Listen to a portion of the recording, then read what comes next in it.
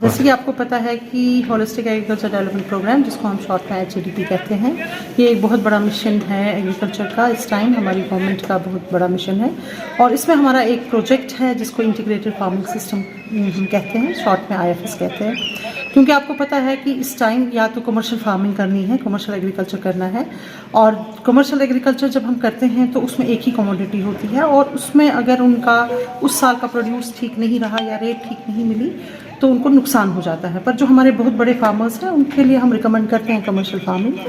मगर जो इस टाइम हमारा आज का है वो है इंटीग्रेटेड फार्मिंग सिस्टम। ये मार्जिनल और लो इनकम फार्मर्स के लिए है जिनके पास बहुत कम ज़मीन है, और इसमें हम कहते हैं कि उनको एक ही कंपोनेंट पे नहीं डिपेंड करना है। उनके पास 3-4 कंपोनेंट्स होने चाहिए, जैसे एग्रीकल्चर में सीरियल्स हो, फिर उसके बाद वेजिटेबल्स हो, फिर थोड़े फ्रूट्स हो, फ्रूट्स में भी डाइवर्सिफिकेशन हो, फिर अगर उनके गाय है उनके पास तो गाय का जो उनका वेस्ट निकलता है उसको कैसे वो फार्म यार्ड मैन्योर या वर्मी कंपोस्ट बनाएंगे। तो इसका ये मतलब होता है ज़्यादा इंटीग्रेट करना है, जितने भी रिसोर्सेज हैं फार्मर के वो आपस में इंटीग्रेट हो जाने चाहिए, एक का वेस्ट दूसरे का इनपुट हो जाना चाहिए।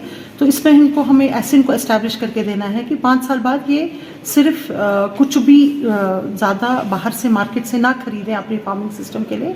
जो अंदर ही कंपोनेंट्स है वो पूरे एक दूसरे के साथ इंटीग्रेट ऐसे हो जाए कि इनको डिपेंडेंट ये नहीं रहें मतलब कुछ खरीदने के लिए। नंबर 2, इनका जो प्रोड्यूस निकलेगा, एक तो वो इनको अपना घर का नीड फुलफिल हो जानी चाहिए और थोड़ा बहुत कुछ मार्केट के लिए इनको जाना चाहिए, घर में कैश आ जाए।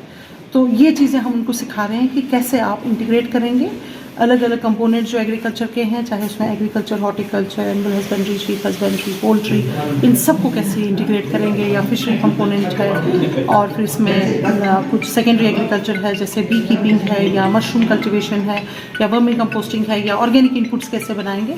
तो ये हम इनको सिखाना चाहते हैं कि अपने ही फार्म पे 5-6 कंपोनेंट्स को लेके कैसे ये एक दूसरे का इंटीग्रेट करेंगे। और प्रोजेक्ट में एक रिसर्च कंपोनेंट भी है, हमको इनको मॉडल डेवलप करके देने हैं कि डिफरेंट लैंड यूजेस के लिए, जैसे कहीं पे हॉर्टिकल्चर मेन कंपोनेंट होगा, कहीं पे एग्रीकल्चर का मेन कंपोनेंट होगा, कहीं वेजिटेबल्स मेन कंपोनेंट होगा, कहीं लाइव स्टॉक मतलब फिशरी या शीप हस्बेंड्री का मेन कंपोनेंट होगा।